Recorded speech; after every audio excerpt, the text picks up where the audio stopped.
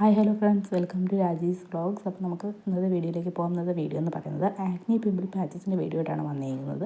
ഇതിൽ 2% സാലിസിലിക് ആസിഡാണുള്ളത്. ഇതിന് ഓവർനൈറ്റാണ് യൂസ് ചെയ്യേണ്ടത്. 5 to 7 hours വരെ യൂസ് ചെയ്യണം. ഇതിൽ 7 ഓട്സ് ആണുള്ളത്.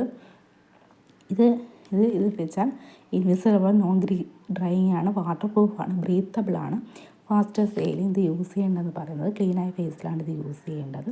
ആക്റ്റീവ് പിമ്പിൾസിനെ നമ്മൾ ഒരിക്കലും കൈകൊണ്ട് തൊടാൻ പാടില്ല. ഇതിലടങ്ങിയതിൽ ഒരുപാട് നല്ല ഇൻഗ്രീഡിയൻസ് അടങ്ങിയിട്ടുണ്ട്.